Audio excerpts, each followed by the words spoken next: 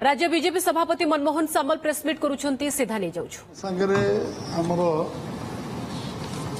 Press वार्ता रे मयूरभंज सांसद नवचरण माझी अच्छी आम राज्य साधारण संपादक बिरंची नारायण त्रिपाठी अच्छा और आम वरिष्ठ नेता संजीव महांती आम सागर संवाद वार्तार अच्छा आज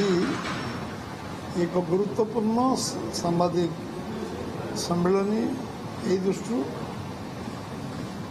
आम ओडिशा पई ये एक स्मरण दिन ही रही आसंता 20 तारीख 20 जून रे आम देशर महामहिम राष्ट्रपति एवं भारतवर्षर यशस्वी प्रधानमंत्री गोटे मंचरे सरकार ओडिशा सरकार द्वितीय वर्ष पूर्ति अवसर रे जोग देवाई मयूरभंज जिलार रायरंगपुर ठारे एक जनसभा गोटे मंचरे उपस्थित रहिबे।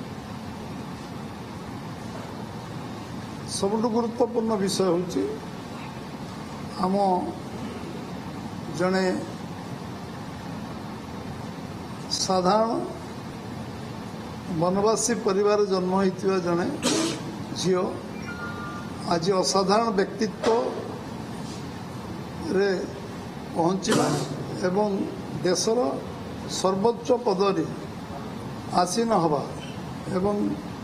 राष्ट्रपति पद भली गारिमामय पदर अधिष्ठित हवा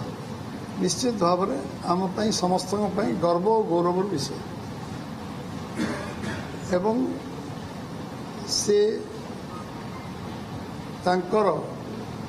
काली आज से पहुँचे एवं काली यशस्वी प्रधानमंत्री मध्य उपस्थित रहिबे तांको सासू घर ग्राम रे सी पहाड़पुर ठारे कोल्लो समाज और सांताली समाज रो पवित्र पीठरे सेठी पूजा अर्चना करिवे एवं सेठी जो विद्यालय अच्छे एवं विद्या मंदिर अच्छे एवं स्किल डेवलपमेंट इंस्टीट्यूट अच्छे ताकू मध्य समाने परिदर्शन करिवे विद्यार्थी मानक उत्साहित मध्य करिवे उभय राष्ट्रपति और प्रधानमंत्री। सबुठ बड़ विषय होची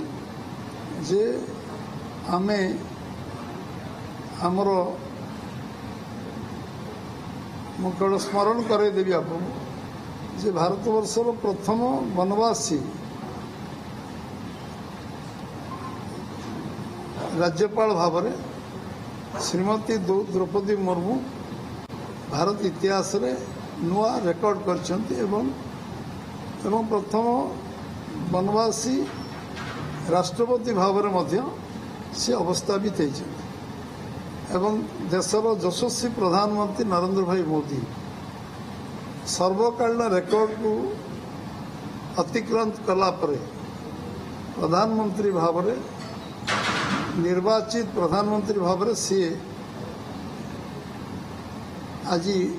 ओडिशा गस्तर आसुचंती एवं ओडिशा गस्तर से एटी 47,000 कोटी टंका शिलान्यास उद्घाटन कार्यक्रम रे मध्य देश जातीय उद्देश्य रे एटी लोकार्पण करिवे एवं ये आम समस्त गोटे बहुत गर्व और गौरव विषय एवं पाखापाखि 4 वर्ष महामहिम राष्ट्रपति तांको कार्यकाल गारिमामय कार्यकाल पूरा करने जाउछंती एवं देशर बहु कीर्तिमान एवं उदाहरण सृष्टि करुवा कार्यक्रम रे कार्यकलाप रे संपूर्ति सारा देश रे विदेश रे उल्लेखनीय अवदान रही एवं प्रधानमंत्री यशस्वी प्रधानमंत्री नरेंद्र भाई मोदी सबु बेले ओडिशा विकास कथा चिंता करछंती बारंबार ओडिशा आछंती एवं सबु समय पूर्वोत्तर कथा ପୂର୍ବୋଦୟର ଉନ୍ନତି ବିନା ଦେଶର ବିକାଶ ଅସମ୍ଭବ ଏକଥା ପ୍ରକାଶ କରିଛନ୍ତି ଏବଂ ପୂର୍ବୋଦୟ ଅର୍ଥ ଓଡ଼ିଶା ସମୃଦ୍ଧ ହେଉ, ଓଡ଼ିଶା 1 ନମ୍ବର ରାଜ୍ୟରେ ପରିଣତ ହେଉ, ଆଉ ଓଡ଼ିଶାକୁ ଶିଖରରେ ପହଞ୍ଚିବା ପାଇଁ ପ୍ରବାସୀ ଓଡ଼ିଶାକୁ ଉତ୍କର୍ଷ ଓଡ଼ିଶା ପର୍ଯ୍ୟନ୍ତ ସବୁ କାର୍ଯ୍ୟକ୍ରମରେ ସେ ଯୋଗ ଦେଇ ଏ କଥାକୁ ସ୍ପଷ୍ଟତାର ସହିତ କହିଛନ୍ତି। ଆଉ ଆଜି ସେ ମଧ୍ୟ କହିଲି 47,000 କୋଟି ଟଙ୍କାର ଶିଳାନ୍ୟାସ ଉଦ୍ଘାଟନ କେବଳ ଆଣିନାହାନ୍ତି, ସେମିକଣ୍ଡକ୍ଟର ଆରମ୍ଭ କରି ବହୁ ଯୋଜନାକୁ ଆଣିବାରେ ଓଡ଼ିଶାରେ ଏବଂ ଓଡ଼ିଶାର ବିକାଶରେ ଭାରତବର୍ଷ ବିକଶିତ ଭାରତ ହେଉ, ତା ପାଇଁ ଓଡ଼ିଶାର ଯୋଗଦାନ ଅଧିକ ହେଉ, ଏ କାର୍ଯ୍ୟକ୍ରମକୁ ସେ କରିବା ପାଇଁ ସଂକଳ୍ପ ନେଇକି ଆସିଛନ୍ତି।